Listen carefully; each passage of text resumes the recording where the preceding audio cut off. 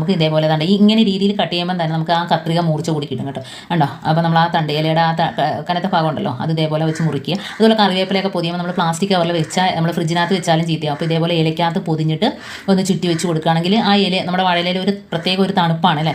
അപ്പം ആ ഒരു ഇത് വെച്ചിട്ട് തന്നെ നമുക്ക് ഇലയൊന്നും ചീത്തയാകാതിരിക്കും കേട്ടോ. കറിവേപ്പിലയാണേലും മല്ലിയിലയാണേലും ഇതേപോലെ ചെയ്തെടുക്കാം. അതുപോലെ പാവയ്ക്ക, പച്ചക്കറിയൊക്കെ നമുക്ക് ഇതേപോലെ ഇലയ്ക്കകത്ത് പൊതിഞ്ഞെടുക്കാം. പഴയ ഫ്രിഡ്ജൊക്കെ വന്ന പണ്ടുള്ളവർ ഇങ്ങനെയൊക്കെയാണ് പൊതിഞ്ഞ് വെക്കാറ്. അപ്പോൾ ഫ്രിഡ്ജില്ലാതെ പുറത്ത് നമുക്ക് ഇതേപോലെ വെക്കുകയാണ്. കുറേ ദിവസം വരെ അത് ഒരു മഞ്ഞളിപ്പോൾ ഒന്നും ഇല്ലാതെ തന്നെ പച്ചക്കറിയൊക്കെ ഫ്രഷ് ആയിട്ട് ഇരുന്നോളും കേട്ടോ. അപ്പോൾ ഇതേപോലെ തന്നെ നമ്മൾ ദാണ്ട പീണ്ടിയൊക്കെ തോരൻ വെച്ചതിൻ്റെ ഈ തോടുണ്ടല്ലോ, ആ മേളത്തെ തോട് ഇതേപോലെ എടുത്തിട്ട് നമുക്ക് മല്ലിയില അതേപോലെ കറിവേപ്പിലയൊക്കെ ഇതേപോലെ ആക്കിയിട്ട് അടച്ച് വെക്കുകയാണെങ്കിൽ നമുക്ക് ഫ്രിഡ്ജിലൊന്നും വെക്കാതെ നമുക്ക് പുറത്ത് സൂക്ഷിക്കാവുന്നതാണ്. നല്ല ഫ്രഷ് ആയിട്ട് തന്നെ ഇരിക്കും. പണ്ടുള്ളവരൊക്കെ ഇങ്ങനെയൊക്കെ തന്നെ ചെയ്തുകൊണ്ടിരുന്നത്. അപ്പോൾ ഇതേപോലെ മല്ലിയിലയും കറിവേപ്പിലയും പച്ചക്കറിയൊക്കെ നമുക്ക് ഇതേപോലെ ആക്കിയിട്ട് ഇതേപോലെ ഒന്ന് അടച്ച് വെക്കാം കേട്ടോ. അതിൻ്റെ ആ പീണ്ടിയുടെ തോട്, പുറം തോട് എടുത്തിട്ട് കേട്ടോ.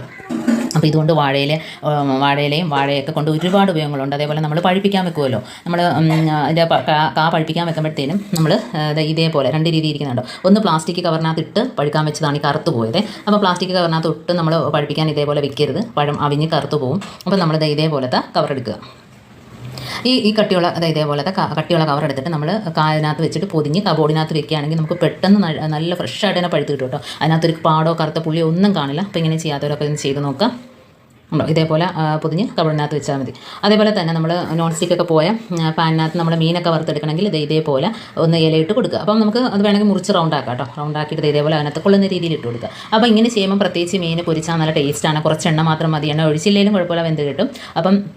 അപ്പോൾ അതിനകത്തുനിന്ന് ഇളകി വരുന്നവർക്കൊക്കെ ഇതേപോലെ ഇലയ്ക്കകത്ത് നമ്മൾ ഇട്ട് കൊടുത്തിട്ട് സ്വല്പം എണ്ണ ഒഴിച്ച് കൊടുക്കുക.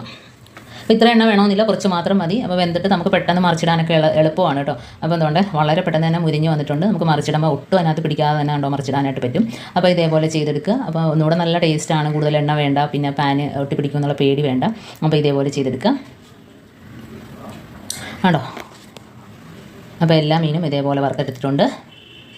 വളരെ പെട്ടെന്ന് നമുക്ക് ചെയ്തെടുക്കാനായിട്ട് പറ്റി. അതുപോലെ പീണ്ടി നമുക്ക് ഇതേപോലെ തോരൻ വയ്ക്കാം.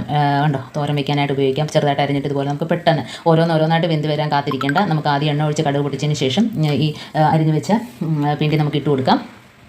എന്നിട്ട് അതിനോടൊപ്പം തന്നെ വറ്റൽമുളകും അതേപോലെ തന്നെ നമുക്ക് കറിവേപ്പിലയൊക്കെ ഇട്ട് കൊടുത്തിട്ട് അരപ്പ് ഇട്ട് കൊടുത്ത് ഉപ്പ് ഒഴിച്ചതിന് ശേഷം നമുക്ക് ആവശ്യത്തിനുള്ള വെള്ളം ഒഴിച്ച് അടച്ച് വെച്ച് പെട്ടെന്ന് വേവിച്ചെടുക്കാവുന്നതാണ്.